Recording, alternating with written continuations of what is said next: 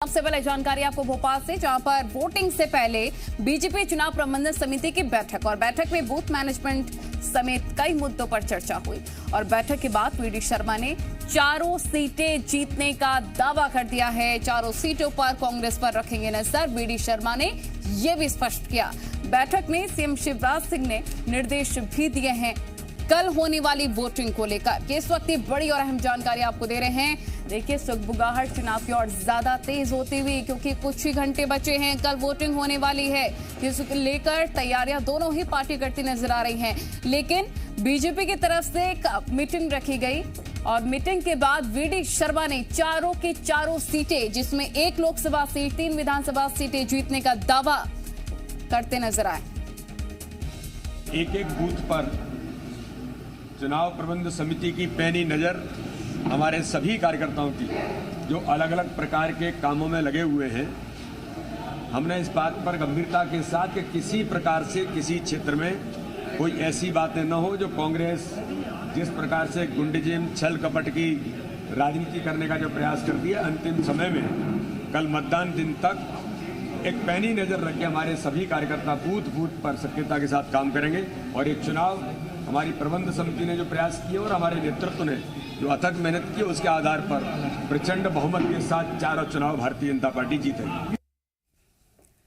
आकाश हमारे रिपोर्टर तमाम जानकारी के साथ लाइव जुड़ गया, उन्हीं का रुख कर लेते हैं। आकाश, महत्वपूर्ण मीटिंग हुई और मीटिंग के बाद वीडी शर्मा ने दावा कर दिया है कि चारों सीटें, जिसमें एक लोकसभा, 3 विधानसभा सीटों पर जीत निश्चित है। जो मेहनत हमने की है वो नजर आएगी। बिल्कुल, देखिए, बीजेपी नहीं कांग्रेस दोनों ही पार्टियां चारों सीटों को जीतने का दावा कर रहे हैं, लेकिन 30 तारीख को जनता तय करेगी कि कौन सी सीट कौन जीत रहा है। बहुत अहम और महत्वपूर्ण बैठक आज चुनाव के ठीक एक दिन पहले बीजेपी की चुनाव प्रबंधन समिति की बैठक हुई है और इस बैठक में तय किया गया है हर बूथ पर बीजेपी के कार्यकर्ता पैनी नजर रखेंगे, कांग्रेस की हर गतिविधि पर नजर रखा जाएगा। चूंकि कल जिस तरह की तस्वीरें सामने आई, दोनों ही पार्टियां एक दूसरे पर आरोप लगाती रही कि पैसा और शराब क्षेत्र में बांटा जा रहा है, वोटर्स को लुभाने की कोशिश की जा रही है। तो कल कांग्रेस ने भी यही कहा था कि हम बीजेपी पर नजर रखेंगे, अब बीजेपी कह रही कि हम कांग्रेस पर नजर रखेंगे। तो दोनों ही पार्टियां एक दूसरे की गतिविधियों पर नजर रखेंगे कि क्षेत्र में किस तरह से काम किया जा रहा है, क्या वोटर्स को गलत तरीके से तो लुभाया नहीं जा रहा है। हालांकि आज ये बैठक हुई है, मुख्यमंत्री शिवराज सिंह चौहान इसमें खुद पहुंचे थे और उन्होंने निर्देश दिए हैं कि हर बूथ पर बीजेपी के जो कार्यकर्ता हैं वो रहेंगे और कल तक का जो समय है, आज की रात बहुत अहम है दोनों ही पार्टियों के लिए और आज की रात की तय कर देखी कि कल क्या होने वाला है। इसी को लेकर आज से ही हर एक कार्यकर्ता कांग्रेस की हर एक गतिविधि पर नजर रखने वाला है और अगर कोई गलत गतिविधियां पाई जाती हैं तो इसकी शिकायत चुनाव आयोग से की जाएगी।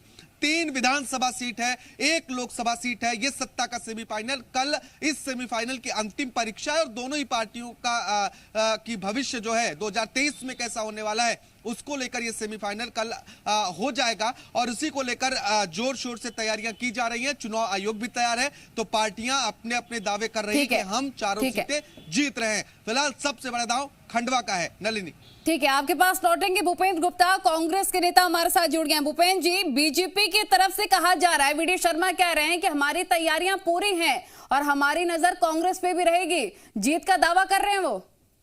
नाम ठीक करिए, मैं जेपी धनोपिया बोल रहा हूँ। अच्छा, माफ कीजिएगा, जेपी धनोपिया जी, बोलिए। जी, ऐसा है, भारतीय जनता पार्टी के लोग, चाहे मुख्यमंत्री हो, चाहे उनके मंत्री हो, चाहे प्रदेश अध्यक्ष हो, सबके सब घमंड में डूबे हुए लोग हैं। हाँ।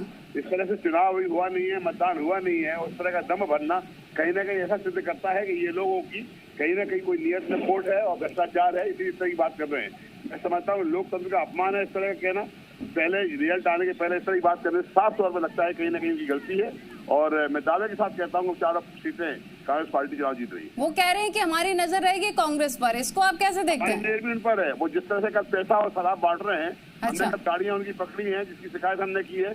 उनके सांसद जो सत्ता में बैठे हुए थे, जो चुनाव प्रचार के बाद ही वहाँ पर रुके हुए थे, पैसे बांट रहे थे, उनकी हमने शिकायत की है। आज भी हमारे पास प्रतिफल की शिकायत आई है, हम वो भी चुनाव आयोग करने जा रहे हैं। जिसमें भारतीय जनता पार्टी जिस तरह की अनियमितताएं कर रही है, जिस तरह की गलत कर रही है, वो चुनाव की लोकतंत्र की परंपराओं के अनुरूप नहीं है। हाँ। तो लेकर हम चुनाव आयोग जाने वाले। जेपी जी, कैसे नजर रखिएगा? आप भी कह रहे हैं हम नजर रखेंगे बीजेपी पर, आपने मांग भी उठाई थी कि सीसीटीवी कैमरे लगने चाहिए, उस शिकायत का, उस मांग का क्या हुआ?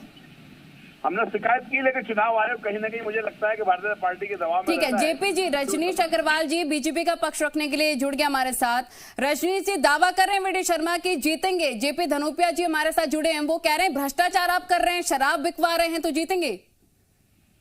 देखिए, हमने वीडियो दिए हैं कि कांग्रेस के नेता किस प्रकार से जोबट में गुंडागिर्दी कर रहे हैं, शराब बंटवा रहे हैं, पैसा बंटवा रहे हैं। ये चुनाव आयोग में वीडियो के साथ में कंप्लेंट की है।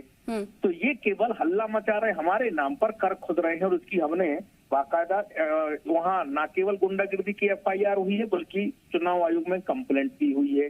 भारतीय जनता पार्टी अपने संगठन की ताकत और केंद्र और प्रदेश सरकार की योजनाओं की दम पर जीत हासिल करने वाली है।